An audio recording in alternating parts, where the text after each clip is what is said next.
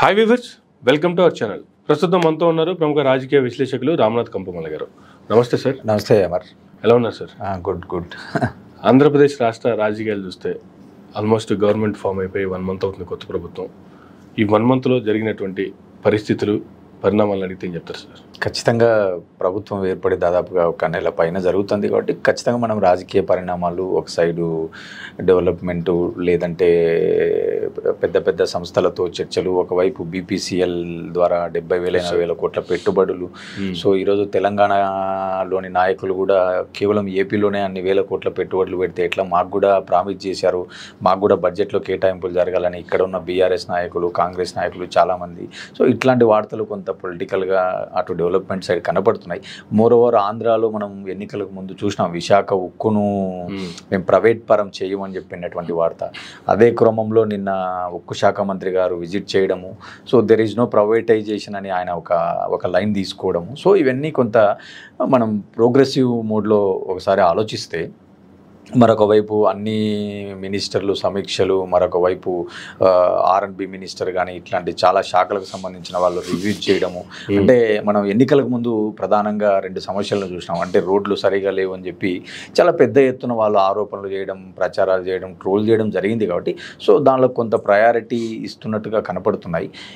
In terms of వేరాజ్ అమరావతి, పోలవరం అనేటువంటి కొంత లాంగ్ టర్మ్ కాబట్టి సో అవి కొంత మనం ఇంకా మాట్లాడలేము వాటిపైన. ఏదో ఇప్పుడు ప్రభుత్వం వచ్చింది కాబట్టి కొత్తగా కొన్ని స్టేట్మెంట్స్ అయితే వస్తాయి, కానీ వేరేజ్ మెటీరియలైజ్ వరకు ఇంప్లిమెంటేషన్లో చాలా ఛాలెంజెస్ ఉంటాయి కాబట్టి so let it be wait and discuss అనేది నా అభిప్రాయం. ఇంకా పొలిటికల్గా ఆలోచిస్తే ఇంకా చూడాలి, మనం నాయకులపైన జరుగుతున్నటువంటి ఒకవైపు దాడులనండి, కేసులనండి, సో ఇలాంటి వార్తలు కూడా ప్రధానంగా వినపడుతున్నాయి. సో దాడులు, కేసులకు సంబంధించి మళ్ళీ మాట్లాడుకుంటాం. ఈ 1 monthలోనే అంటే ఒక బిగ్ అచీవ్మెంట్ అనాలా, లేదంటే ఒక బిగ్ స్ట్రాటజీ అనాలా, తెలంగాణ సీఎంతో కూర్చొని హైదరాబాద్ వేదికగానే ప్రగతి భవన్లో, ప్రజాభవన్లో ఒక భేటీ జరగటం, 2 రాష్ట్రాలకు సంబంధించినటువంటి విభజన హామీల్లో రావాల్సి ఉన్నటువంటి మిగిలిపోయిన సమస్యలను పరిష్కారం దిశగా ఒక ముందడుగు పడటం ఎట్లా చూడాలంటారు? ఖచ్చితంగా ఏంటంటే మనకు ఏపీ రీఆర్గనైజేషన్ యాక్ట్ 2014 ప్రకారం ఆ రోజు మనకు కొన్ని సమస్యలు ఏవైతే ఉన్నాయో వాళ్ళు ఆ రోజు చట్టంలో క్లియర్గా చెప్పడం జరిగింది. అంటే షెడ్యూల్ 9, షెడ్యూల్ 10లో కొన్ని సంస్థలను వాళ్ళు ప్రిస్క్రైబ్ చేయడము, ఆ సంస్థల విషయంలో మీరు కూర్చొని పరిష్కరించుకోండి అనేటువంటి ఒక మనకు చట్టంలో పొందుపరిచారు కాబట్టి సో కానీ దానిపైన ఇంతవరకు కూడా గడిచిన 10 ఏళ్లలో ఎక్కడ మనకు ఒక అమికబుల్ సొల్యూషన్ అనేది రాలేదు. సో గతంలో అధికారుల స్థాయిలో దాదాపుగా 30 సార్లు పైన చర్చలు జరిగాయనేటువంటి మనం వార్తల్లో కూడా చూసినాం, కానీ ఎక్కడ కూడా ఒక అమికబుల్ సొల్యూషన్ రాలేదు.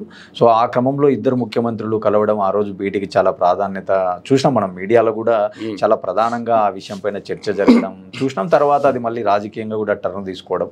ఆ రోజు ముఖ్యమంత్రులు ఇద్దరైతే కలిశారు కానీ బట్ 2-3 గంటల్లో చర్చించి సాల్వ్ చేసేటువంటి సమస్యలు కాదు, అది అందరికీ తెలిసిందే. కాకపోతే ఏంటంటే వీళ్ళు కొంత కమిటీలు ఫామ్ చేస్తున్నాము, మంత్రుల స్థాయిలో ఒక కమిటీ, అధికారుల స్థాయిలో ఒక కమిటీ.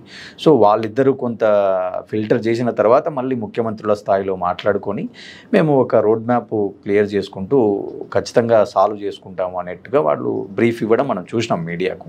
సో చూడాలి, అంటే ఒక మొదటి స్టెప్గా మనం భావించాలి తప్ప మీడియాలో అయితే చాలా వార్తలు వచ్చినాయి. అంటే వీళ్ళు తెలంగాణలో కొన్ని ఆర్టీసీ భవన్, బస్ భవన్ ఇట్లాంటి కొన్ని ఫిజికల్ ప్రాపర్టీస్ అడుగుతున్నారు. అలాగే వాళ్ళు కూడా తిరుపతికి సంబంధించి మాకు కూడా కొంత బోర్డు మెంబర్స్లో కానీ అక్కడ కూడా కొంత మాకు టికెట్స్లలో కానీ కొంత మాకు కూడా షేర్ ఇవ్వాలనేటువంటి వార్తలు. అలాగే తీర ప్రాంతంలో పోర్టులో కూడా మాకు షేర్ ఇవ్వాలని, తెలంగాణకు తీర ప్రాంతం లేదు కాబట్టి సో ఏపీలో మాకు కూడా షేర్ కావాలని వాళ్ళు అడుగుతున్నారు. సో ఇలాంటివన్నీ మనం వార్తలు, మీడియాలో కథనాలు చూస్తున్నాము.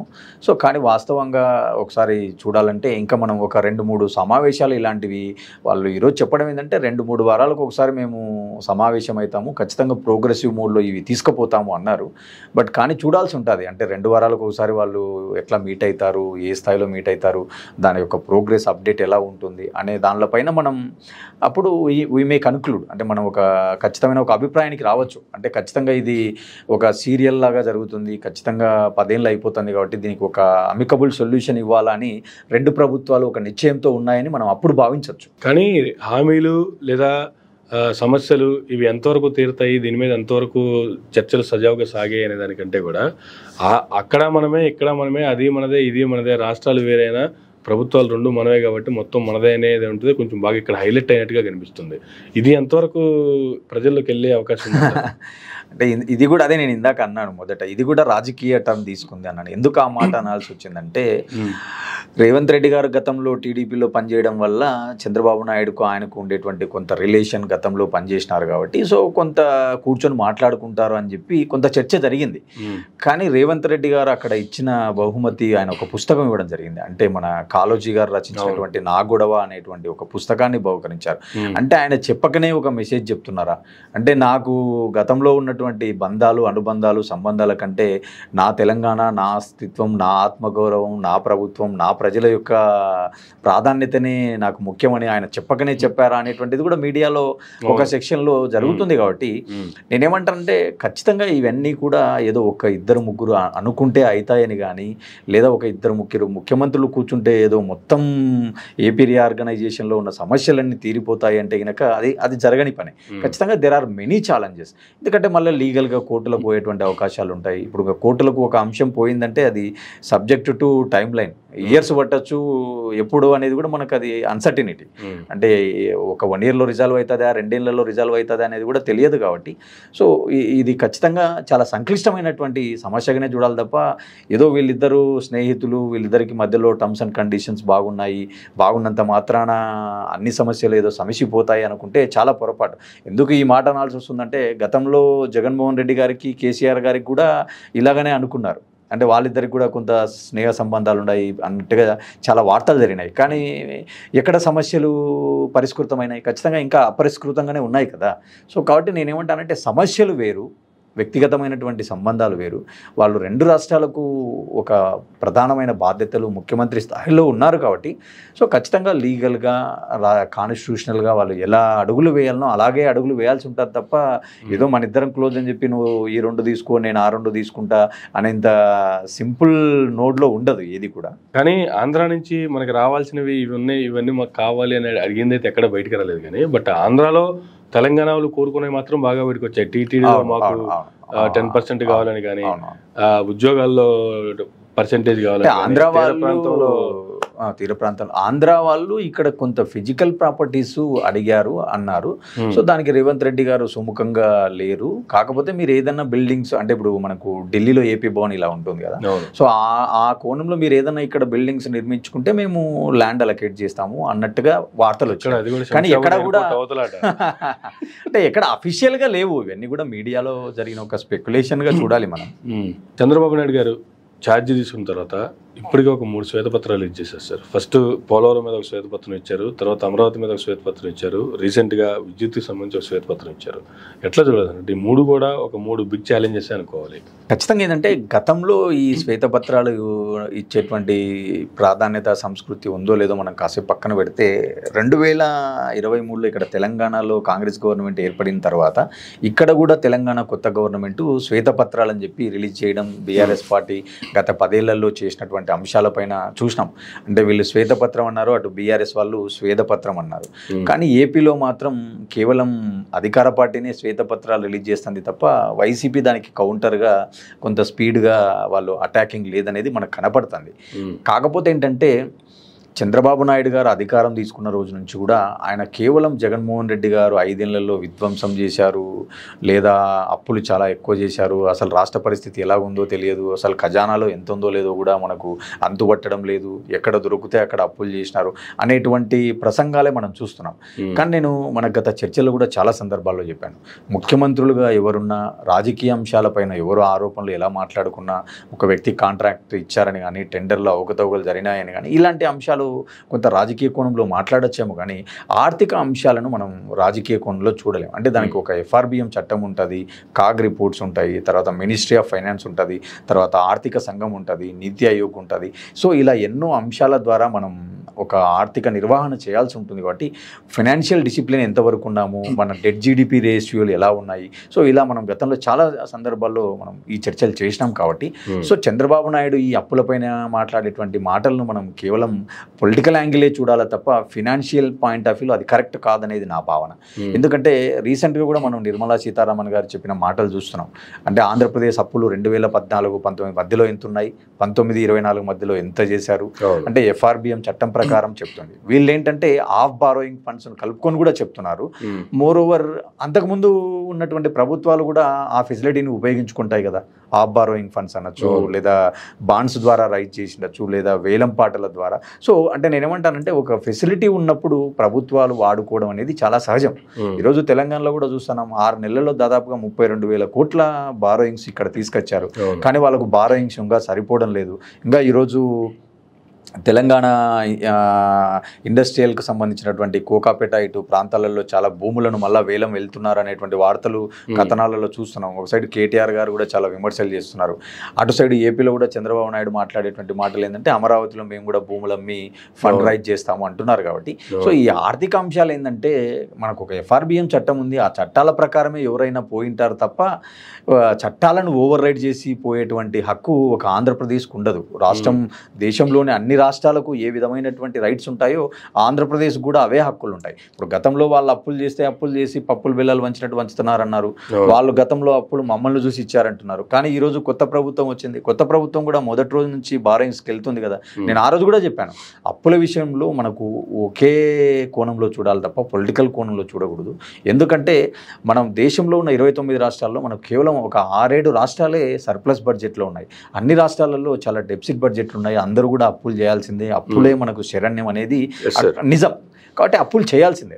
కాకపోతే ఇక్కడ పొలిటికల్గా చూడాల్సింది ఏంటంటే చేసిన అప్పులను ఎవరు క్యాపిటల్ ఎక్స్పెండిచర్ సైడ్ పెడుతున్నారు, ఎవరు రెవెన్యూ ఎక్స్పెండిచర్ సైడ్ పెడుతున్నారు, ఎవరు ప్రోగ్రెసివ్గా వెళ్తున్నారు, ఎవరు ఎక్కువ వెల్ఫేర్కి వెళ్ళారు అనేటువంటిది అది వేరే చర్చ, అది సెకండరీ.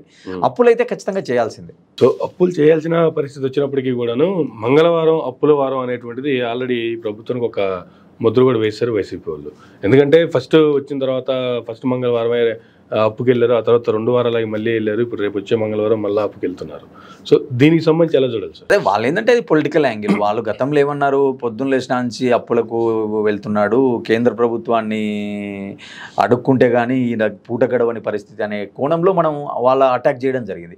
సో ఈరోజు వాళ్ళు కూడా దానికి కౌంటర్గా మీరు సంపద సృష్టిస్తాము, సంపద సృష్టి ద్వారా మేము ప్రజలకు పంచుతాము అని చెప్పడం జరిగింది. అలాంటి వాళ్ళు మళ్ళీ మొదటి రోజు నుంచి అప్పులు చేయడం మొదలు పెట్టినారంటే ప్రభుత్వం ఏర్పడింది కేవలం ఒక 1.5 మంత్ అయింది. కాబట్టి సంపద సృష్టి అనేది it is a long process. ఖచ్చితంగా సంపద సృష్టి ఒక రోజులో జరగదు. గతంలో కూడా నేను చెప్పాను, అంటే సంపద ఒక వెల్త్ క్రియేషన్ అనేది ఒక 10 ఏళ్ళు, ఒక 15 ఏళ్ళ తర్వాత ఒక సుదీర్ఘ ప్రక్రియ జరిగిన తర్వాత అటు పొలిటికల్ స్టెబిలిటీ, అటు ఫైనాన్షియల్ స్టెబిలిటీ, ఒక స్థిరత్వం వచ్చిన తర్వాతనే మనకు కొంత రెవెన్యూ జనరేషన్ కానీ రికరింగ్ ఇన్కమ్ కానీ మన ఆ రాష్ట్రం యొక్క ఆర్థిక పురోగతి ఆధారపడి ఉంటుంది. కాబట్టి ఏదో మనం ఛార్జ్ తీసుకుంటానే లేదా మనం అధికారంలోకి వస్తూనే సంపద సృష్టి అనేది నెవర్ కెన్ హ్యాపెన్. ఇది జరిగే పని కాదు. కాబట్టి ఖచ్చితంగా అప్పులను తీసుకుంటా, ఆ అప్పుల ద్వారా క్యాపిటల్ ఎక్స్పెండిచర్ ఖర్చు చేసుకుంటా. So we need to create one conducive environment for growth and revenue generation. ఆ 4 రోజులు అయిపోయిన పరిస్థితులు చూసుకుంటే కూడా రోజుకొక కార్యక్రమం చొప్పున 30 రోజుల్లో 30 కార్యక్రమాలు చేసాము అనేటువంటిది టీడీపీ ప్రచారం చేసుకుంటున్నటువంటి పరిస్థితి. 30 కార్యక్రమాలు ఎలా చూడాలంటారు సార్? అదే నేను అదేంటున్నా, వాళ్ళు ఒక 100 days రోడ్ మ్యాప్ తీసుకొని వాళ్ళు రోజు రివ్యూస్ చేయడము. ఇప్పుడు సోమవారం పోలవరం అన్నారు, తర్వాత ఏపీ అంటే మీరు గతంలో కూడా చెప్పాను కదా, ఏ అంటే అమరావతి, పి అంటే పోలవరం అని చెప్పడం, అలాగే రోడ్లకు సంబంధించి. సో కొంత వాళ్ళు ఈ చర్చలు మా కార్యక్రమాలు ఏంటి, మోరోవర్ వాళ్ళు ఒక పింఛన్ పథకాన్ని మేము అమలు చేశామని చెప్పడం కనపడుతుంది.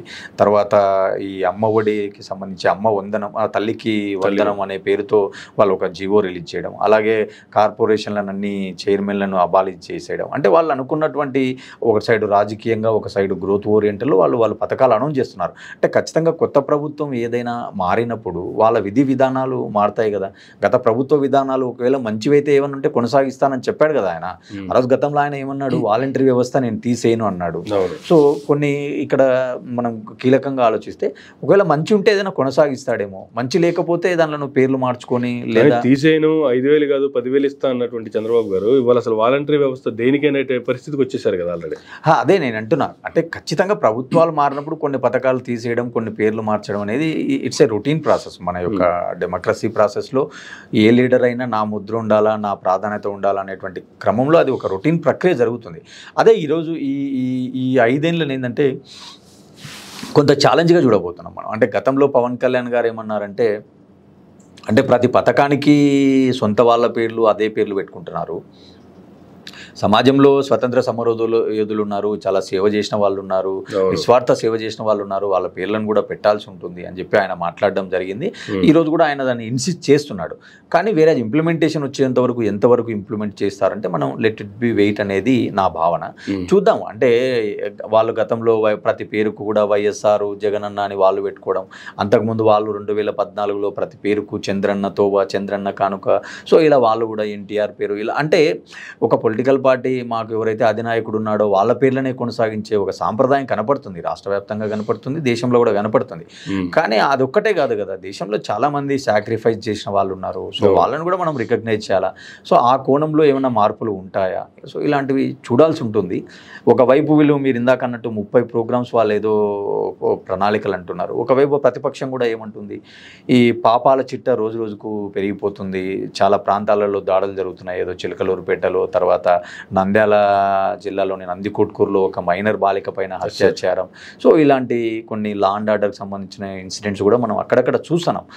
ఖచ్చితంగా ఏంటంటే ఈ రోజు నుంచే అటాక్ చేయడం అనేది కొంత రైటా తప్ప అనే విషయాలు కాసేపు పక్కన పెడితే law and order is more important. So law and order పరంగా ఆలోచించినప్పుడు చంద్రబాబు నాయుడు ఖచ్చితంగా ఈ అంశాల పట్ల ఏదో ఎంటర్టైన్ చేస్తాడని కానీ, దీన్ని ఖచ్చితంగా ప్రొలాంగ్ చేస్తాడని కానీ, ఈ రోజు ఈ గొడవలు జరుగుతుంటే ఆయన చూస్తూ ఊరుకుంటాడని మనం అనుకోలేం. ఎందుకంటే గతంలో ఆయన 2014 నుంచి 19 వరకు ఆయన పీరియడ్ ఎలా ఉంది అనే అంశాలు కాసేపు మనం పక్కన పెడితే 2004 1999 సమయంలో కూడా ఆయన లా అండ్ ఆర్డర్ విషయంలో చాలా స్ట్రిక్ట్గా ఉన్నాడు. కొంత ఫ్యాక్షన్ను తగ్గియడం కానీ, లేదా ఆయన చాలా మంచి అడ్మిన్ ఎస్పీలను ఆయన ఫైండ్ అవుట్ చేయడము ఇట్లా జరిగింది అనేది ఆయన ట్రాక్ రికార్డ్ ఉంది కొంత ఆ అంశాలలో. కాబట్టి ఆయనను మనం లా అండ్ ఆర్డర్ విషయంలో ఆయన ఎంటర్టైన్ చేస్తాడు అనుకోలేం. కాకపోతే ఏంటంటే ఈరోజు అధికారంలోకి వచ్చినారు 5 ఏళ్ల తర్వాత.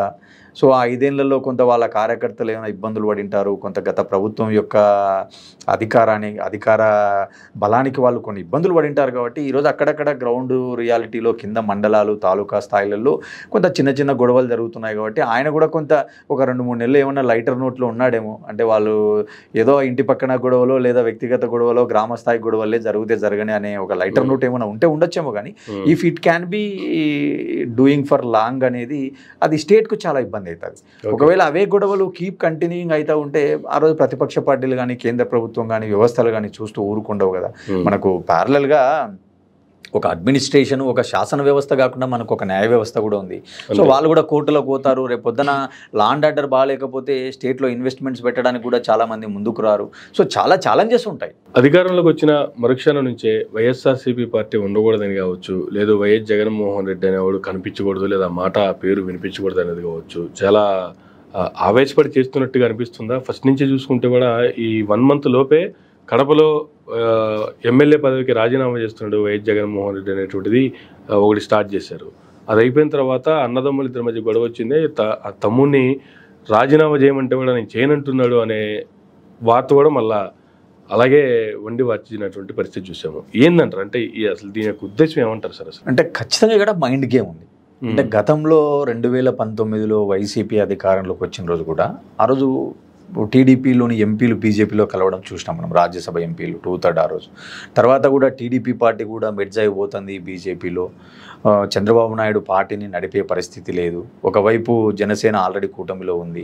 సో ఇట్లాంటి వార్తలు, అంటే చంద్రబాబు నాయుడు గారు జైల్లో ఉన్న సందర్భంలో సో ఇలాంటి వార్తలు కూడా జరిగింది. అంటే మైండ్ గేమ్ ప్రకారం వాళ్ళు ఆ రోజు వాళ్ళని అటాక్ చేశారు. ఈరోజు వీళ్ళకు ప్రధానంగా టీడీపీకి బలమే మీడియా, మనందరికీ తెలిసిందే, అది రాష్ట్రంలో ఎవరు కాదని లేనటువంటి నిజం. సో వాళ్ళ వాళ్ళకు ఉన్నటువంటి మీడియా మేనేజ్మెంట్తో వాళ్ళు ఈరోజు వాళ్ళు కూడా మైండ్ గేమ్ ఆడుతున్నారు. ముందు నీ కుటుంబాన్ని సరి చేసుకో, నీ కుటుంబంలో తలనొప్పులు ఉన్నాయి, నువ్వు మళ్ళీ తర్వాత పార్టీని కాపాడుకుందువు, ఫస్ట్ అసలు నీ ఎగ్జిస్టెన్స్ నువ్వు ముందు పులివెందుల్లో కాపాడుకో అనేటువంటి క్రమంలో వాళ్ళు హైజాక్ చేస్తున్నారు. ఒక సైడు ఢిల్లీలో డీకే శివకుమార్ గారిని కలవడం జరిగింది. సో ఇది పిల్ల కాంగ్రెస్ పోయి మళ్ళీ కాంగ్రెస్లో కలిసే అవకాశాలు ఎక్కువ ఉన్నాయి అనేటువంటి ఒక మైండ్ గేమ్ కనపడింది. కానీ ఇక్కడ వాస్తవంగా చూడాల్సింది ఏంటంటే 40% ఓట్ బ్యాంక్ ఉన్నటువంటి పార్టీ, దేశంలో దాదాపు 7వ స్థానంలో ఉన్నటువంటి పార్టీ ఓట్ షేర్లో, అలాంటి పార్టీ ఒక పార్టీలో మెర్జ్ అవుతుందని కానీ అలాంటి పార్టీని తీసుకుపోయి మళ్ళీ కాంగ్రెస్లో కలిపేటువంటి ప్రయత్నాలు చేస్తాడని కానీ జగన్మోహన్ రెడ్డి నేనైతే అనుకోవడంలే. ఎందుకంటే అంత పెద్ద ఓట్ షేర్ ఉన్నటువంటి పార్టీ ఖచ్చితంగా వాళ్ళకు బౌన్స్ బ్యాక్ ఉంటుంది. వాళ్ళు చేయాల్సింది ఏంటి, ఎస్ ఈరోజు ప్రజలు ఒక మ్యాండేట్ ఇచ్చినారు, ఆ మ్యాండేట్ మనం వీ షుడ్ వెల్కమ్. సో తదనంతరం కూడా రేపు కార్యాచరణ మనం మళ్ళీ ఒక 5 నెలలు 6 నెలల వరకు కొంత అన్సర్టినిటీ ఉన్నా కూడా సో మళ్ళీ తర్వాత ప్రభుత్వ చర్యలపైన, ప్రభుత్వ వ్యతిరేక విధానాలపైన మీరు ఏం హామీలు ఇచ్చినారు, ఎంతవరకు అమలు చేసినారు, మీరు చెప్పింది ఒకటి చేసింది ఒకటి అని మళ్ళీ రేపు ప్రజాక్షేత్రంలోకి పోయే అవకాశాలు ఉంటాయి తప్ప ఇంతలోపు వీళ్ళ యొక్క మైండ్ గేమ్తో వాళ్ళు ఆడుతున్న ఆటగానే చూడాలి తప్ప జగన్మోహన్ రెడ్డి కాంగ్రెస్లో విలీనమవుతుందని కానీ లేదా జగన్మోహన్ రెడ్డి ఇన్యాక్టివ్ అవుతాడని కానీ సో ఇవన్నీ కేవలం ఊహాగానాలుగానే చూడాలి. ఇప్పుడు మీరు ఒక ఇండస్ట్రీలో ఉంటారు, సినిమా రంగంలో ఉంటారు, ఒక 2 సినిమాలు ఫెయిల్ అయితే మీరు సినిమా రంగం నుంచి కంప్లీట్గా పక్కకి వెళ్తారా? పోరు కదా. ఇప్పుడు ఇదే పవన్ కళ్యాణ్ గారు ఉన్నారు, ఆయన సినిమా రంగంలో ఉన్నారు, ఆయన సినిమాలు అన్నీ ఏం విజయవంతం కాలేదు కదా. సో అలాగే ఒక రాజకీయ నాయకుడికి అన్నాక గెలుపు కానీ ఓటమి కానీ చాలా సహజం. ఇప్పుడు మనం ఒక ఇండస్ట్రీలో ఉంటాము, ఇప్పుడు ఐటీ రంగంలో ఉన్నాను నేను, ఐటీ రంగం పీక్లో ఉండేది చూసినాము, ఐటీ రంగం డౌన్లో ఉండడం చూసినాము. 2007లో ఒకసారి రెసిషన్ వచ్చింది, తర్వాత గతంలో కూడా ఒకసారి రెసిషన్ వచ్చింది, మళ్ళీ రేపు 2025లో ఇప్పుడు ఆల్రెడీ స్టార్ట్ అయింది రెసిషన్ అనేది చూస్తున్నాం వార్తలు. అంటే ప్రతి రంగంలో అప్ డౌన్స్ ఉంటాయి. అలాగే పొలిటికల్ నాయకుడు అన్నాక పొలిటికల్లో కూడా ఇన్స్టెబిలిటీ ఉంటుంది, అప్ డౌన్స్ ఉంటాయి. కాబట్టి సో ఆ యాంగిల్లో చూడాలా తప్ప ఏదో జగన్మోహన్ రెడ్డి కాంగ్రెస్లో కలుస్తాడని కానీ జగన్మోహన్ రెడ్డి ఇన్యాక్టివ్ అవుతాడు అనేదంతా ఒక మైండ్ గేమ్గానే చూడాలి. జగన్మోహన్ రెడ్డి గారి ప్రస్థానం స్టార్ట్ అయిందే ఎంపీ దగ్గర. ఆ తర్వాత తదనంతర పరిస్థితుల్లో వాళ్ళ నాన్నగారు అకాల మరణంతో ఆయన మళ్ళీ రాష్ట్రానికి నాన్నగారు ఇచ్చినటువంటి హామీలు ఏమన్నా, రాష్ట్రానికి చేయాల్సిందే ఉంది అనేది ఆయన వచ్చి ఒక ప్రాంతీయ పార్టీగా దాన్ని మార్చుకున్నటువంటి పరిస్థితి. కానీ ఇప్పుడు మరలా ఇక్కడ కాదని చెప్పి ఎంపీకి వెళ్ళిపోతాడని చెప్పి అంటే ప్రచారం చేయడంలో కూడా కొంచెం లాజిక్లు చూసుకోవాలి కదా. అట్లా లాజిక్లు లేని దాంతో కూడా ప్రచారం చేయడానికి సులువే అంటారా, అంత ఈజీ అంటారా అసలు? అంటే నేనేమంటానంటే ఆ అంశాన్ని తెలంగాణ ముఖ్యమంత్రి రేవంత్ రెడ్డి గారు కూడా ప్రస్తావించడం చూస్తుంటే అంటే సోషల్ మీడియాలో వచ్చేటువంటి వార్తలకు ఆ స్థాయిలో అటెన్షన్ ఉంది. అసలు ఆ వార్త నిజమా, అసలు ఆ వార్త ఎక్కడి నుంచి స్టార్ట్ అయింది, ఏమన్నా వాళ్ళ సొంత వర్గం నుంచే ఆ న్యూస్ బయటికి వచ్చిందా, వాళ్ళ సొంత ఆ కామెంట్ చేయడానికి రేవంత్ రెడ్డి గారు అనుచరుగా కూడా ఆంధ్రాకి వచ్చారు అనేటువంటి కామెంట్లు కూడా ఉన్నాయి. సరే ఆయన పొలిటికల్ పార్టీకి ఇక్కడ కాంగ్రెస్ పార్టీ నాయకుడు కాబట్టి ఆయన వాళ్ళ కాంగ్రెస్ పార్టీ నాయకులను ఉత్తేజపరచడం కోసం ఒక 2 మాటలు మాట్లాడాలి కాబట్టి ఏదో మాట్లాడిండొచ్చులే. కానీ కాకపోతే ఇక్కడ చూడాల్సింది ఏంటంటే 40% ఉన్న ఓట్ బ్యాంక్ ఉన్నటువంటి పార్టీ ఇంకొక పార్టీలో కలుస్తుంది అనుకోవడం కానీ, రాజకీయాల నుంచి కొంత ఇన్యాక్టివ్ అవుతారని కానీ అనుకోలేం. అది ఎవరు ఊహకందని ప్రశ్న, కేవలం మైండ్ గేమ్ అనేది నా భావన. కానీ ఇక్కడ చూడాల్సింది ఏంటంటే గతంలో చంద్రబాబు నాయుడు గారు 2019లో ఆ పార్టీకి వచ్చిన ఓట్ బ్యాంక్ ఎంత, కరెక్ట్గా వాళ్ళకు కూడా 39 పాయింట్ సంథింగ్ వచ్చింది. ఆ రోజు పవన్ కళ్యాణ్తో వాళ్ళకున్న 6% వాళ్ళు కలుపుకోవడం వల్ల 46 అయింది. ఈ రోజు వాళ్ళకు వచ్చిన ఓట్ పర్సెంట్ సో 50+ సంథింగ్ వచ్చింది. అంటే 2019లో వైసీపీకి ఏ స్థాయిలో 50+ వచ్చిందో ఈ రోజు వాళ్ళకు కూడా అదే స్థాయిలో ఓట్ బ్యాంక్ రావడం జరిగింది. క్లియర్గా జగన్మోహన్ రెడ్డి గారు ఒక అంశం చెప్తున్నారు. మీరు ఓడిపోయిన తర్వాత ఆయన ప్రెస్ మీట్లు చూస్తే ఒక అంశం స్పష్టంగా కనపడింది ఏంటంటే ఖచ్చితంగా మాకు ఏదైతే ఒక 10% ఓట్ బ్యాంక్ పెరిగింటుంది అనుకున్నామో మాకు 10% పెరగక మళ్ళీ మాకున్నటువంటి 50%లో వాళ్ళకు ఒక 10% ఓట్ బ్యాంక్ అటు ట్రాన్స్ఫర్ అయింది అని చెప్పడం కనపడుతుంది. అంటే ఇక్కడ చేయాల్సింది ఏంటి అంటే మళ్ళీ వాళ్ళు తిరిగి ఒక 10% ఓట్ బ్యాంక్ వాళ్ళు రిటైన్ చేయాలి. ఈరోజు వాళ్ళకు ఉండేటువంటి 40% ఓట్ బ్యాంకు వాళ్ళకి ఇంటాక్ట్ ఓట్ బ్యాంకు. అంటే ఈరోజు వాళ్ళకి 11 స్థానాలు వచ్చిండొచ్చు, కానీ ఓట్ బ్యాంక్ అనేది చాలా కీలకం రాజకీయాల్లో. సో ఓట్ బ్యాంక్ చాలా బలంగా ఉంది కాబట్టి సో మళ్ళీ ఆటోమేటిక్గానే ఒక 5 సంవత్సరాల తర్వాత ఏదైనా ఒక గవర్నమెంట్కు కొంత యాంటీ ఇన్కంబెన్సీ ఫామ్ అవుతుంది. ఒక 3 to 4% యాంటీ ఇన్కంబెన్సీ ఉంటుంది. ఆ యాంటీ ఇన్కంబెన్సీతో పాటు వీళ్ళు ఏదైతే ప్రధాన ప్రతిపక్షం ఈరోజు వైసీపీ ఉందో వాళ్ళు కొంత వాళ్ళ యొక్క లూప్ హోల్స్ అనండి వాళ్ళు కొంత అనాలసిస్ చేసుకొని దేశంలో రాష్ట్రంలో జిల్లాలలో ఏ ఏ నాయకులు బలమైన నాయకులు మనం ఎవరిని దూరం చేసుకున్నాము ఎవరు అసంతృప్తితో ఉన్నారు అలాంటి వాళ్ళను మళ్ళీ రేపు దగ్గర చేసుకునే ప్రయత్నము కొంత బలపడేటువంటి ప్రయత్నము ఈరోజు మనం ఎంత కాదనుకున్నా ఈరోజు ఉద్యోగస్తులు దూరం అయ్యారు ఈరోజు ఉద్యోగస్తులు కానీ తర్వాత మధ్యతరగతి కానీ కొన్ని వర్గాలు బీసీ సామాజిక వర్గాలు కొన్ని వర్గాలు వైసీపీకి దూరం జరగడం జరిగింది సో మళ్ళీ వాళ్ళని దగ్గర చేసుకునేటువంటి ప్రయత్నం అంటే ఎందుకు వాళ్ళు మనకు దూరం అయ్యారు ఎక్కడ గ్యాప్ వచ్చింది ఈరోజు సిపిఎస్ అన్నారు ఇవ్వలేకపోయారు ఈరోజు మళ్ళీ చంద్రబాబు నాయుడు గారు కూడా ఆ గ్యారంటీ పెన్షన్ స్కీమ్ని అమలు చేద్దాం అన్నట్టుగా నిన్న జీవో వచ్చింది అనేది మనకు వార్తల్లో చూస్తున్నాం అంటే ఆ రోజు వైసీపీ ప్రభుత్వం చెప్పింది కూడా అదే మేము సిపిఎస్ చేయలేము గ్యారంటీ పెన్షన్ సిస్టమ్ను మేము తీసుకొని వస్తామని చెప్పడం జరిగింది అంటే ఇలాంటివన్నీ కొన్ని విధానాలు రేపు వాళ్ళు ఇచ్చిన మాటకు ఎంతవరకు కట్టుబడి ఉంటారు ఎంతవరకు అమలు చేస్తారు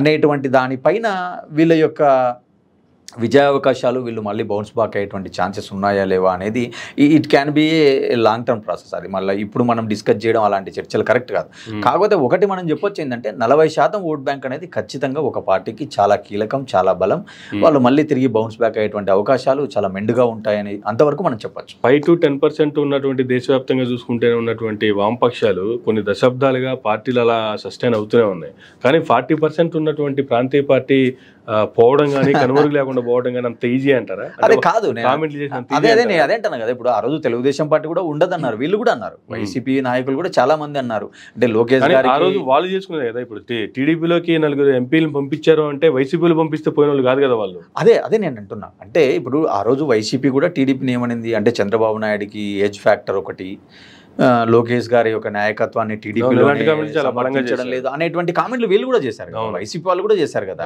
అంటే ఇప్పుడు ఈ రోజు వీళ్ళు చేస్తున్నారు అనేది కాదు గతంలో వాళ్ళు కూడా ఇవే ఆరోపణలు చేశారు సో అదే మైండ్ గేమ్ వాళ్ళు ఫాలో అవుతున్నారు అంటున్నారు నేను ఈ నెల రోజుల నుంచి ప్రధానంగా చెప్పేది ఏంటంటే ఆ రోజు వాళ్ళు ఏదైతే మైండ్ గేమ్ ఆడారో అంటే ఆ రోజు కోడెల గారి ఫర్నిచర్ తో స్టార్ట్ అయింది 2019లో ఈ రోజు కూడా జగన్మోహన్ రెడ్డి గారి ఫర్నిచర్ తో స్టార్ట్ అయింది ఆ రోజు వాళ్ళు ప్రజా వేదికను కూల్చడం జరిగింది ఈ రోజు జగన్మోహన్ రెడ్డి గారి పార్టీ ఆఫీసులను కూల్చడం జరిగింది అలాగనే ప్రతి అంశంలో కూడా వాళ్ళు టిట్ ఫర్ టాట్ అన్నట్టుగా ఆ రోజు వాళ్ళు అమరావతిలో జరిగిన భూకంపకోణాలపైన కేసులు పెట్టడము మినిస్టర్స్ అరెస్ట్ చేయడము ఆ రోజు ఉన్నటువంటి అడ్వకేట్ జనరల్ గారి పైన ఇట్లా చాలా మందిని వాళ్ళు కేసులు పెట్టుకుంటా వాళ్ళ యొక్క గతంలో జరిగిన తప్పులను మేము తవ్వి తీస్తామని ఎట్లయితే చెప్పారో వాళ్ళ ఎక్సైజ్ వాళ్ళు చేసుకున్నారు ఈ రోజు వీళ్ళు ఏమంటున్నారు మేము కూడా మీ తప్పులను బయటికి తీస్తామని చెప్పి వీళ్ళు కూడా ఈరోజు సజ్జల రామకృష్ణారెడ్డి గారి పైన తర్వాత అప్పిరెడ్డి గారు ఏదో కొన్ని పేర్లు వినపడుతున్నాయి సో వాళ్ళందరూ ముందస్తు బెయిల్ అప్లై చేసుకున్నారు అనేటువంటి వార్తలు అంటే ఖచ్చితంగా ఆ రోజు వాళ్ళు ఏదైతే మైండ్ గేమ్ ఆడి వ్యవస్థలను అడ్డం పెట్టుకుని వాళ్ళు ఎలాగైతే ముందుకు పోయారో వీళ్ళు కూడా ఈరోజు వ్యవస్థలను అడ్డం పెట్టుకొని పోతున్నారు కానీ ఇక్కడ ఫైనల్గా మనం చూడాల్సింది ఏంటి మీరు ఎలాగైతే వ్యవస్థలను అడ్డు పెట్టుకొని ముందుకు పోతున్నారో అవే వ్యవస్థలు మనల్ని ప్రొటెక్ట్ చేస్తాయి ఒకవేళ తప్పు చేసి ఉంటే ఖచ్చితంగా వ్యవస్థలు మనల్ని పనిష్ చేస్తాయి అది ఇట్ క్యాన్ బి నువ్వు అక్యూజ్డ్గా ఉంటావు ప్రజెంట్ తర్వాత నువ్వు కన్విక్ట్ అవుతావా లేదా అక్విటల్ అవుతావా అనేది ద కోర్ట్ విల్ డిసైడ్ అది వ్యవస్థలు చెప్తాయి సో ఆ రోజు మీకు ఏ వ్యవస్థలు అయితే ప్రొటెక్షన్గా ఉన్నాయో ఆ రోజు అచ్చెన్నాయుడు గారిని అరెస్ట్ చేయడం జరిగింది ఆ రోజు కొల్లు రవీంద్ర గారిని అరెస్ట్ చేయడం జరిగింది సో ఇలా వాళ్ళు కోర్టుల ద్వారా వాళ్ళు ఎలా బయటపడి వాళ్ళు ఎలా ప్రొటెక్షన్ పొందారో ఈరోజు వైసీపీలో ఉన్న నాయకులు కూడా అలాగనే ప్రొటెక్షన్ పొందుతారు కదా వాళ్ళకు కూడా వ్యవస్థలు అలాగనే ప్రొటెక్ట్ చేయాల్సిన అవసరం ఉంటుంది కాబట్టి ఖచ్చితంగా అవి మనం వ్యవస్థల పరంగానే చూడాలా తప్ప వాళ్ళు ఆ రోజు కక్ష సాధింపు అన్నారు వీళ్ళు ఈరోజు కక్ష సాధింపు అన్నారు అనేటువంటి వ్యాఖ్యలను అది రాజకీయ కోణంలోనే చూడాలి అయితే ఇప్పటివరకు నెల రోజుల పాలనకు సంబంధించి కావచ్చు లేదంటే ప్రతిపక్షాలు అధికార పక్షాలు సవాళ్ళు ప్రతి సవాళ్ళకి సంబంధించి చూసుకుంటే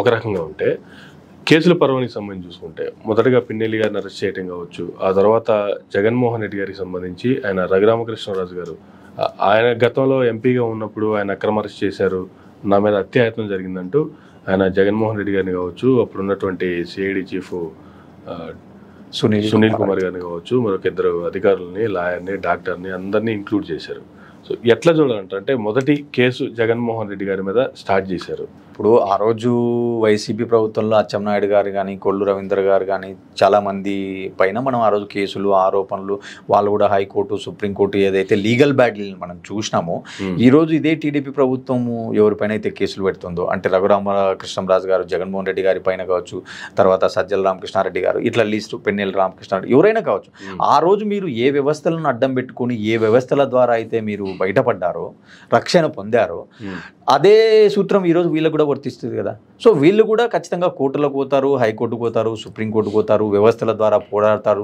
ఖచ్చితంగా అక్కడ ఒక సబ్స్టాన్షియల్ ఎవిడెన్స్ ఉంటే ఎవరైనా అరెస్ట్ చేయాల్సిందే. నేను ఆ రోజు కూడా చెప్పాను మీ దగ్గర, చంద్రబాబు నాయుడు గారి అరెస్ట్ రోజు కూడా మనం ఇదే చర్చ చేసినాం. సబ్స్టాన్షియల్ ఎవిడెన్స్ ఉంటే నాయకుడు ఎవరైనా అరెస్ట్ చేయొచ్చు, అది వ్యవస్థలు మనకు ఇచ్చినటువంటి ఒక ప్రోటోకాల్. సో సిఆర్పిసి ప్రకారం నోటీస్ ఇవ్వడము, మనకు ఒక ప్రోటోకాల్ ప్రకారం వెళ్తే తప్పులేదు. ఒకవేళ ఆ ఎవిడెన్స్ సబ్స్టాన్షియల్ ఎవిడెన్స్ రేపు ఖచ్చితంగా అది కోర్టులో ఎగ్జిబిట్ చేసి అది ప్రూవ్ అయిన తర్వాత నువ్వు కన్విక్టా అక్విటల్ అనేది ద కోర్ట్ విల్ డిసైడ్. అదే సూత్రము ఈరోజు వీళ్ళకి కూడా వర్తిస్తుంది కదా. సో వీళ్ళు కూడా ఈరోజు వ్యవస్థల ద్వారా పోతారు. వాళ్ళకు ఉన్నటువంటి ఏదైతే కోర్టులలో బెయిల్ ఒక రైట్ ఉంటుంది కదా, accused has every right to get a bail ఉంటుంది కదా. సో ఆ బెయిల్ వాళ్ళు పోరాడతారు, బెయిల్ కోసం పోరాడతారు. హైకోర్టు అయితే హైకోర్టు, లేదా అపెక్స్ కోర్టు అయితే అపెక్స్ కోర్టుకు పోతారు. సో తర్వాత నేనేమంటానంటే వాళ్ళు ఎలా లీగల్ బ్యాటిల్ చేశారో వీళ్ళు కూడా అదే లీగల్ బ్యాటిల్తో ముందుకు పోతారు తప్ప వీళ్ళేదో మేము ఆ యొక్క చర్యలకు లేదా కక్షపూరితమైన చర్యలకు వెనకడిగేసేటువంటి పరిస్థితి రాజకీయాల్లో ఉండదు. వాళ్ళు ఎలా వ్యవస్థల ద్వారా పోరాడారో ఒకవైపు ప్రజాక్షేత్రంలో పోరాడుతూనే ఒక వ్యవస్థల ద్వారా కూడా పోరాడాల్సి ఉంటుంది. అదే రాజకీయం అంటే. ఈ ప్రాసెస్లో ఎవరు ఎక్కువ పై చేయి ఉంటుందంటే అధికార పార్టీకి పై చేయి ఎక్కువ ఉంటుంది కదా. కానీ వీళ్ళు పోరాడుతూనే ఉండాలి, ఎన్ని కేసులు పెట్టినా కూడా తిరుగుతూ ఉండాలి. సుప్రీంకోర్టుకి వెళ్తారా, ఇంకెక్కడికి వెళ్తారా అనేది వాళ్ళ ఇష్టం. కానీ ప్రాసెస్ అయితే జరగాల్సిందే కదా. అది ఖచ్చితంగా. ఇప్పుడు గత ప్రభుత్వంలో కూడా అచ్చెన్నాయుడు గారు కానీ, కొల్లు రవీంద్ర గారు కానీ, మిగతా మంత్రులు కావచ్చు, చంద్రబాబు నాయుడు గారు కానీ ఆ కేసులను ఫేస్ చేశారు. ఆయన జైల్లో ఉండడం జరిగింది. దాదాపు ఒక 50 రోజుల వరకు ఆయనకు బెయిల్ కూడా రాలేదు. సో తర్వాత ఆయనకు ఉన్న లీగల్ ప్రకారం ఆయనకు బెయిల్ రావడం, ఆయన బయటికి రావడం, మళ్ళీ ప్రజాక్షేత్రంలో రావడం చూస్తున్నాం. జగన్మోహన్ రెడ్డి గారి కేసుల విషయం కూడా మనం గతంలో చూసుకుంటే డిస్ప్రపోర్షన్ ఆఫ్ అసెట్స్ కేసులో ఆయనను చాలా సందర్భాల్లో చూసినాం. ఆయన కూడా ఈరోజు లీగల్ బ్యాటిల్ చేస్తున్నారు. ఆ రోజు 1,00,00,000 కోట్లు అన్నారు, కానీ ఈరోజు చూస్తే అది 100లోకి వచ్చింది ఆ సంఖ్య. కాబట్టి నేనేంటంటే లీగల్ అంశాలు అనేటువంటివి ఏంటంటే ముందు నీ మీద బట్టగాల్చి మీనేయాలి. అంటే రాజకీయాల్లో ఎలా ఉంటాయంటే నువ్వు నిజంగా దోష నిర్దోష అనేది long way to process, the court will decide. కాబట్టి అంత లోపల రాజకీయమే జరుగుతుంది అంట. నేను ఎందుకు ఈ మాట ప్రధానంగా అన్ని చర్చల్లో చెప్తానంటే ఇక్కడ ఉండాల్సింది ఏంటంటే నువ్వు రాజ్యాంగానికి అతిథులం ఎవరం కాదు, వ్యవస్థలకు అతిథులం ఎవరం కాదు. సో వ్యవస్థలు ఒక అంశంలో ఇన్వాల్వ్ అయినప్పుడు అది ద టైమింగ్ ప్రాసెస్. అంటే కోర్ట్ అంటేనే ఇక్కడ టైమింగ్ ప్రాసెస్. అంత లోపల మనం ఏం చేయాలా, మనకున్నటువంటి వ్యవస్థలను అడ్డం పెట్టుకొని, అంటే ఒక మీడియా కావచ్చు, లేదా మనకున్నటువంటి ఏదైతే ఛానల్స్ ఉన్నాయో వాటి ద్వారా మనం ఏం చేస్తున్నాం అంటే మనం హ్యూమిలియేషన్ క్రియేట్ చేస్తున్నాం, అంటే పొలిటిసైజ్ చేస్తున్నాం, అంటే ప్రతి అంశాన్ని రాజకీయ కోణంలో చూస్తున్నాం. అంటే నువ్వు ఎన్ని వేల కోట్లు దోచావా, అసలు అక్కడ దోచుకోవడానికి ఛాన్స్ ఉందా లేదా అనే విషయాలు కాసేపు పక్కన పెడితే నువ్వు దోచుకున్నావు అని చెప్పి ఆ రోజు గతంలో వాళ్ళు అన్నారు, ఈరోజు మళ్ళీ అదే రాజకీయం వీళ్ళు అంటున్నారు. కానీ నిజంగా ఒకవేళ దోచుకొని ఉంటే ఆ రోజున్న ప్రభుత్వాలకు ఈ రోజున్న ప్రభుత్వాలకు మనం సూటిగా ప్రశ్నించాల్సింది, కానీ ఒక ప్రజలుగా మనం ప్రశ్నించాల్సింది ఏంది, మనకు రికవరీ రెవెన్యూ యాక్ట్ ఉంది. సో రెవెన్యూ రికవరీ యాక్ట్ ప్రకారము గత ప్రభుత్వం వాళ్ళ మీద ఎంతవరకు రికవరీ చేసింది, ఈరోజు వాళ్ళు రేపు రికవరీలు ఎంతవరకు చేస్తారు, అసలు అల్టిమేట్గా ఈ కేసుల వలన ప్రభుత్వానికి కానీ ప్రజలకు కానీ అల్టిమేట్గా మంచి ఏం జరుగుతుంది అనేది చూడాలి తప్ప కేవలం రాజకీయ కోణంలో వాళ్ళను వీళ్ళు ఇబ్బంది పెట్టడం, వీళ్ళను వాళ్ళు ఇబ్బంది పెట్టడం వల్ల సామాన్య ప్రజలకు ఒరిగేది ఏంటి అనేది నా ప్రశ్న. Yes sir. కానీ ఒక విచిత్రమైన కేసు ఈరోజు ఒకటి బయటకు వచ్చింది విజయసాయి రెడ్డి గారి మీద. ఆయన పెట్టినటువంటి అసలు కేసును ఎలా చేయాలి చూడాలంటే ఏం చెప్తారు సార్? ఎస్ నేను కూడా వార్తల్లో చూశాను. ఏదో ఒక దేవాదాయ శాఖ సంబంధించిన ఒక వ్యక్తి మా మిసెస్ తో భార్యను లొంగ తీసుకుని కడుపు చేశారు రాజ్యసభ సభ్యులు వైసీపీ నేత విజయసాయి రెడ్డి అని ఫిర్యాదు చేసినటువంటి దేవాదాయ శాఖలో పనిచేస్తున్న అసిస్టెంట్ కమిషనర్ భర్త. అదే నేనేమంటానంటే ఇప్పుడు గతంలో మనకి ఏం జరిగినాయో తెలియవు. అంటే ఒకవేళ ఎవరి దగ్గరైనా ఒక సబ్స్టాన్షియల్ ఎవిడెన్స్ ఉంటే వాళ్ళు కోర్టులను, పోలీస్ డిపార్ట్మెంట్ను, వ్యవస్థలను సంప్రదించవచ్చు. ఎవ్రీబడి హ్యాస్ రైట్ నా. సో దాన్ని మనం తప్పుపట్టలేం. కాకపోతే ఏంటంటే అందులో ఎంతవరకు నిజం ఉంది, ఎంతవరకు వాస్తవం ఉంది, అసలు వాళ్ళు ఈ రోజే బయటికి వచ్చారు, ఈ రోజే తెర మీదకి ఇలాంటి వార్తలు వస్తున్నాయంటే ఇందులో ఏమైనా పొలిటికల్ కోణం ఉందా, కాన్స్పిరసీ ఏమన్నా ఉందా, అంటే అది నిజం ఏం జరిగింది ఏందనేది ఏజెన్సీలు దర్యాప్తు చేయాలా, కోర్టులలో ప్రొడ్యూస్ చేయాలా. ఇప్పుడు ఒకవేళ లీగల్గా సంబంధం ఉంది, వాళ్ళ అక్రమ సంబంధం ఉంది, అక్కడ ఎవరికి పుట్టారు అనేటువంటిది కూడా నాకు బయటికి రావాలనేటువంటి వార్తలు, కథనాలు కనపడుతున్నాయి. సో దీనికి అన్నిటికీ చాలా ఏళ్ళు పడుతుంది. ఈరోజు నీకు తమిళనాడులో మనం చాలా వార్తలు చూస్తుంటాం. కేసు పెట్టడానికి ఇన్ని ఏళ్ళు పెట్టింది అంటే 2022లో అంటున్నారు, 2022లో. సరే ఆ రోజు వాళ్ళ ప్రభుత్వం ఉంది కాబట్టి వాళ్ళు ధైర్యం చేసి ఉండకపోవచ్చు, పెట్టకపోవచ్చు అనేది కాసేపు పొలిటికల్గా మనం ఆలోచిస్తే, ఈరోజు ఒకవేళ వాళ్ళ ప్రభుత్వం మారింది. కానీ ఇలాంటి అంశాలపైన మనం ఈరోజు చూస్తున్నాము, ఆడియో టేపులని, వీడియో టేపులని, తర్వాత తమిళనాడులో ధనుష్ మా కొడుకు అని చెప్పి చాలా మంది కేసు పోయారు, ఇద్దరు పేరెంట్స్. ధనుష్ మాకు పుట్టాడు, హీరో ధనుష్ అని. అంటే ఇలాంటి కేసులు ఎట్లుంటాయంటే చాలా ఇయర్స్ పోయినా కూడా ఈ DNA టెస్టులని, తర్వాత చాలా క్లినికల్ ఎగ్జామినేషన్స్ ఉంటాయి వీటిలో, అంటే ఫోరెన్సిక్ అని ఇలా చాలా టెస్టులు ఉంటాయి కాబట్టి సో ఇవన్నీ తేలేది ఎప్పుడు, జరిగేది ఎప్పుడు. కానీ అంత లోపల ఏదో ఒక 2 కేసులు పెట్టి బుక్ చేసి ఆ FIR మొహాన కొడితే ఖచ్చితంగా వాళ్ళే పోరాడుకుంటుంటారు, కడుక్కుంటుంటారు కదా అనేటువంటి ఒక ఏమైనా రాజకీయ కాన్స్పిరసీలు ఉన్నాయా, లేదా నిజంగానే ఒకవేళ వాళ్ళు బాధితులేనా, ఇలాంటి విషయాలు ఎవరు చెప్పాలా? కోర్టులు చెప్పాలా. కానీ ఈయన పోలీస్ స్టేషన్కి వెళ్ళలేదు, లేదంటే కోర్టులో కేసు ఫైల్ చేయలేదు. దేవాదాయ శాఖ కమిషనర్కి ఒక లెటర్ పెట్టుకున్నారు ఆయన. అదే అంటాను, ఇప్పుడు దేవాదాయ శాఖ కమిషనర్కు నోటీసు ఆయన లెటర్ పెట్టుకుంటే ఆ కమిషనర్ ఏం చేస్తాడు? సహజంగా ఒక సుపీరియరు ఎవరైనా ఒక ఉన్నతాధికారి కంప్లైంట్ చేసుకున్నప్పుడు ఉన్నతాధికారి ఏం చేస్తాడు? ఆయన నెక్స్ట్ హయ్యర్ లెవెల్కి దాన్ని రిపోర్ట్ చేస్తాడు. ఆ హయ్యర్ లెవెల్ మళ్ళీ తిరిగి ఎక్కడికి వస్తుంది? ఆ కంప్లైంట్ చేసినటువంటి రీజన్ ఏ జుడిక్షన్లో ఉంది, ఆ జుడిక్షన్లో ఉన్నటువంటి సర్కిల్ ఇన్స్పెక్టర్కో లేదా DSPకో అది మళ్ళీ తిరిగి రూట్ అయ్యి అక్కడికే వస్తుంది. అంటే మళ్ళీ ప్రక్రియ ఎక్కడి నుంచి మొదలవుతుంది? అక్కడ నుంచే మొదలవుతుంది. అదే నేను అంటున్నాను. ఇప్పుడు మీరు ఎట్లా మాట్లాడినా, ఎట్లా లెటర్లు రాసినా, ఎట్లా ఆరోపణలు చేసినా, లేదంటే జిరాక్స్ కాపీలో లేదా ఎవిడెన్స్లో ఈరోజు గ్రాఫిక్స్ ఉన్నాయి, చాలా మాయాజాలం ఉన్నాయి, ఫొటోస్ ఉన్నాయి. సో అవన్నీ నువ్వు మీడియాలో పెట్టి వ్యక్తిగత ఆసనం, క్యారెక్టర్ అసాసినేషన్ చేయడం అనేది చాలా రొటీన్ అయిపోయింది ఈరోజు. కాబట్టి రాజకీయ నాయకులు ఇలాంటి అంశాలపైన చాలా బలంగా ఉంటారు. ఇప్పుడు పొలిటికల్లోకి అడుగు పెట్టినప్పుడు ప్రతి ఒక్కరికి తెలుసు, ఆ రోజు మీరు తెలియని కాదు, చిరంజీవి రాజకీయాల్లో అడుగు పెట్టిన రోజు కూడా ఆ రోజు ఆయనను కూడా ఎంత క్యారెక్టర్ అసాసినేషన్ జరిగారు. అంటే సినిమా ఇండస్ట్రీలో మీరు చాలా చేశారు, మీ లీలలు కూడా చాలా బయటికి వస్తాయని చెప్పి ఆయన పర్సనల్ అసాసినేషన్ చాలా జరిగింది. ఒకవైపు జగన్మోహన్ రెడ్డి గారి పైన పర్సనల్ అసాసినేషన్ చాలా జరిగింది. ఆయనకు కూడా చాలా సంబంధాలు ఉన్నాయి. సో మీడియాలో తర్వాత సినిమా వాళ్ళతో అనేటువంటి వార్తలు చూసినాం. అటువైపు లోకేష్ కూడా చదువుకునేటువంటి టైంలో ఆయన పబ్బులు క్లబ్బులు తిరిగారు అనేటువంటి ఫోటోలు కూడా చాలా చూసినాం. అంటే ఇవన్నీ ఏంటంటే అదే అంటున్నాను నేను, వాళ్ళు ఏ విధమైనటువంటి హ్యూమిలియేషన్కి క్రియేట్ చేశారో గతంలో ఆరోపణలు ఏవైతే ఉన్నాయో అదే ఆరోపణలు ఈరోజు కూడా వస్తున్నాయి. అవి నిజంగా ఆరోపణలుగానే ఉంటాయా, అందులో వాస్తవం దాగి ఉందా అనేది $1 మిలియన్ క్వశ్చన్. దాన్ని బయట పెట్టాల్సింది ఎవరు? వ్యవస్థలో బయట పెట్టాలా? అంటే it is a long way to go. ఈరోజు సినిమా ఇండస్ట్రీలో ఒక డ్రగ్స్ కేసు చూస్తున్నాం, డ్రగ్స్ వాడినారు చాలామంది ప్రముఖులు అని చెప్పి వార్తల్లో చూసినాం. కానీ ఈరోజు కొండందవి ఎల్కన్ వన్నట్టు ఈరోజు ఆ కేసు ఏమైంది? అంటే ఇవల్ల ఒక పొలిటికల్గా ఒక క్యారెక్టర్ అసాసినేషన్ జరిగేటువంటి క్రమంలో జరుగుతున్న చర్యలుగానే చూడాలి తప్ప ఖచ్చితంగా వాళ్ళు ఏదో చేసి ఉంటారు, జరిగింటారు అనేటువంటిది ఒక సబ్స్టాన్షియల్ ఎవిడెన్స్ ఉంటే మనం దాన్ని కన్ఫెస్ చేయొచ్చు, దాన్ని కొంత రిలయబుల్గా మాట్లాడచ్చు. కానీ ఏదో ఒక లెటర్ తీసుకొని వచ్చి ఆ లెటర్ను మీడియా ముందు పెట్టినంత మాత్రాన మనం అది ఖచ్చితంగా నిజమని కానీ లేదా అందులో వాస్తవం లేదని కానీ వాస్తవం ఉందని కానీ హైపోథెటికల్గా చర్చ చేయడం కరెక్ట్ కాదు. That can be decided by agencies అంటాను. ఫైనల్లీ ఏం చెప్తారు సార్? జరుగుతున్న పరిస్థితులు డే 1 నుంచి అధికారంలోకి రాబోతున్నాము, మనకి మెజారిటీ ఉందన్న దగ్గర నుంచి స్టార్ట్ అయినటువంటి దాడులు రాష్ట్రంలో స్టిల్ ఈ రోజు వరకు ఏదో ఒక రకంగా ఏదో ఒక ప్రాంతంలో కొనసాగుతూనే ఉన్నాయి. ఖచ్చితంగా ప్యారలల్ గా మీద కావచ్చు, బిల్డింగ్ల మీద కావచ్చు, వ్యవస్థల మీద కావచ్చు, ప్యారలల్ గా 2 కనపడుతున్నాయి ఇక్కడ.